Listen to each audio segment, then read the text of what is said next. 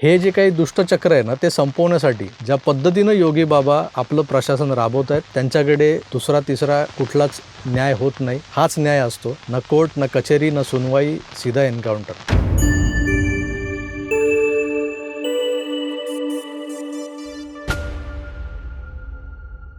मित्रांनो नमस्कार. 2 दिवसांपूर्वी एक घटना घडली गाझियाबादला. एक्स मुस्लिम हे जे काही प्रकरण आहे, म्हणजे ज्यांनी मुस्लिम धर्म सोडलाय असं म्हणतात आणि ते ज्या पद्धतीनं या इस्लाममधल्या ज्या वाईट प्रथा रूढी ज्या आहेत त्यावर ते उघडपणे बोलू लागलेत. आता या मंडळींनी स्वतःची यूट्यूब चॅनल्स काढलेली आहेत. त्यातलंच एक नाव म्हणजे सलीम वास्तिक. या सलीम वास्तिकवर त्याच्या कार्यालयात घुसून 2 हल्लेखोरांनी जो हल्ला केला, जीवघेणा हल्ला, त्याचं फुटेज मी काल पाहिलं. म्हणजे इतके दिवस ते सोशल मीडियावर व्हायरल झालं नव्हतं किंवा माझ्या पाहण्यात आलं नव्हतं, पण काल ते मी पाहिलं आणि ते बघत असताना अंतर्बाह्य हादरून गेलो मी. इतक्या क्रूरपणे ते 2 मारेकरी त्या सलीम वास्तिकच्या कार्यालयात शिरतात. म्हणजे आधी काहीतरी सलाम वालेकुम, वालेकुम सलाम वगैरे झाला असेल. या दोघांनी हेल्मेट घातलेली आहेत, त्यामुळे चेहरे दिसत नाही आहेत.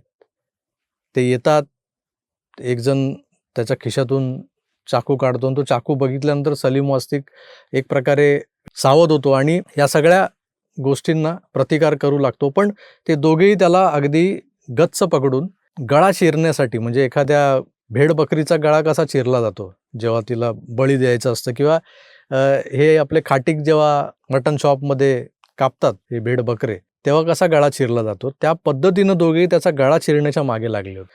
इतक्या क्रूरतेनं आणि तीव्रतेनं मारताना मी ते बघितल्यानंतर तो व्हिडिओ मी अर्ध्यात बंद करून टाकला, बघवलं नाही पुढचं. आणि त्या सगळ्या गोष्टींनंतर म्हणजे ते कुणाची चावल लागली, ते पळून गेले आणि असं वाटलं की सलीम वास्तिक या सगळ्या एवढ्या जीवघेण्या हल्ल्यातून आणि इतका वेळ संघर्ष केल्यानंतर तो काही वाचेल असं वाटलं नव्हतं. आणि बातमी सुरुवातीला तशीच आली की सलीम वास्तिकचा गळा चिरला गेलाय, मोठा जीवघेणा हल्ला झाला आणि त्यातून त्याचा जीव गेला, अशीच बातमी पहिल्यांदा बाहेर आली. पण नंतर एका मित्राचा मेसेज आला की सलीम वास्तिक झगडतोय, मृत्यूशी झुंज देतोय आणि तो आता स्टेबल झालाय. रमजानचा महिना सुरू आहे आणि या महिन्यामध्ये काफिरांना मारणं म्हणजे पुण्यकर्म असतं आणि म्हणून हे 2 जे कट्टर इस्लामी अनुयायी जे आले होते, त्यांनी एका काफिराला मारण्याचा प्रयत्न केला होता. आता झालं असं की या मंडळींनी काही कारणास्तव, म्हणजे त्यांच्या धर्माची जी काही निंदा नालस्ती हा करत होता सलीम वास्तिक, म्हणून त्याला मारायला हे आले होते. आता हे त्याला हल्ला करून गेले आणि त्यांना खात्री पटली होती की एवढं मारलंय की हा मरणार आहे, पण हे पळून गेले. यांच्या मागे उत्तर प्रदेश पोलीस लागली, त्यांच्या शोधावर मागावर निघाली. यांना कुठेतरी गाझियाबादच्या सीमेवर गाठलं गेलं आणि मग यांचा एन्काउंटर झाला. यांना पकडलं नाही गेलं, यांचा एन्काउंटर झाला.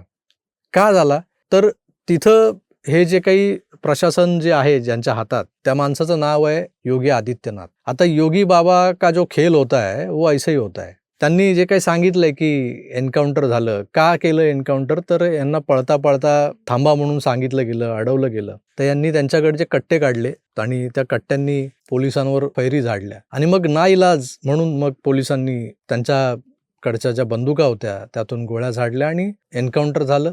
ते 2 जे यमराज आले होते सलीम वास्तिकचा जीव घ्यायला, ते अल्लाला प्यारे झाले. आता मला हा प्रश्न पडलाय की ते दोघे यमराज जे आले होते हेल्मेट घालून, ते सलीम वास्तिकच्या कार्यालयात शिरले. तो बिचारा त्या सोफ्यावर आडवा चादर घेऊन पडला होता. तर आज शिरल्या त्यांच्याकडे जे काही कट्टे होते ते काढून त्यांनी 4-4 गोळ्या जर त्याच्यावर झाडल्या असत्या तर तो ती जागच्या जागी मेला असता. यांचं काम झालं असतं. म्हणजे जे करायला आलं ते करून कार्यभाग साधून ते निघून गेले असते. कमी वेळेत काम झालं असतं आणि त्यांना निसटताही आलं असतं. पण झालं काय, हे आले आतमध्ये, तर सलीम वास्तिकचा गळा चिरण्यासाठी मग पुढे 10-15 मिनटं 20 मिनटं त्याच्याबरोबर झट्टे खेळले आणि झट्टा त्याच्या गळा चिरला, त्याला मागून इकडून तिकडून भोसकलं, त्याला अगदी गतप्राण होईल या अवस्थेपर्यंत आणून सोडलं आणि मग ते पळून गेले. एवढी मेहनत कशासाठी, ही जद्दोजहद कशासाठी होती? खिशात जर तुमच्या कट्टे होते तर काढायचे होते, 2-2 4-4 गोळ्या झाडायच्या होत्या. संपला विषय. थोडक्यात काय आहे तर हे जे कोण मारेकरी होते ते जाहील गवार अनपडच होते. त्यांच्याकडे कट्टे-बिट्टे काही नव्हते. ते आले होते कुठल्यातरी धारवाल्याकडून धार लावून घेतलेले सुरे घेऊन आणि त्या सुऱ्यांनी सलीम वास्तिकवर वार केले गेले आणि ते पळून गेले. आता हे पळता पोलिसांच्या हाती सापडलेले जे काही मारेकरी आहेत, अशा लोकांना सोडायचं नाही. त्यांना कायमचा धडा हा शिकवायचाच असतो आणि तो शिकवण्यासाठी काय करायचं असतं, तर त्यांचा एन्काउंटर करायचा असतो. हा योगी बाबाचा न्याय आणि तो न्याय करताना ज्या गोष्टी ॲडिशनल केल्या जातात, त्यामुळे यांना ठोकल्यानंतर यांच्या मृतदेहाच्या शेजारी कुठले तरी कट्टे ठेवायचे आणि सांगायचं इनके पास तो कट्टा था, इन्होंने हमारे पे फायर किया, फिर हमने फायर किया, वो मर गए. या मारेकऱ्यांनी जे काही फायर केलेलं असतं त्यातल्या गोळ्या सगळ्या हवेत इकडे तिकडे झाडाला झुडपाला कुठेतरी लागल्या असतील. पोलिसांना लागत नाहीत. पोलीस मात्र बरोबर टिपून यांना मारतात.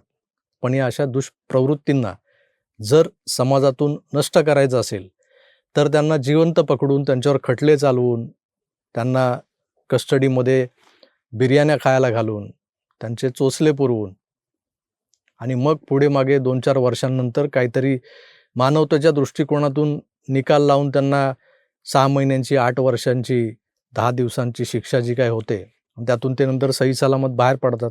कोणीतरी वकील उभा राहतो. हे जे काही दुष्टचक्र आहे ना ते संपवण्यासाठी ज्या पद्धतीनं योगी बाबा आपलं प्रशासन राबवत आहेत त्यांच्याकडे दुसरा तिसरा कुठलाच न्याय होत नाही. हाच न्याय असतो. न कोर्ट न कचेरी न सुनवाई, सीधा एन्काउंटर. तुम्हाला काय वाटतं हे जे काही घडतंय ते योग्य आहे की अयोग्य आहे? असंच व्हायला हवं का सगळीकडे? कमेंट्स करून जरूर कळवा. मी तुर्तास इथेच थांबतो. पुन्हा भेटूच. तोवर आपली काळजी घ्या आणि पाहत राहा आपलं आवडतं यूट्यूब चॅनल आकारडीजी 9. धन्यवाद. नमस्कार.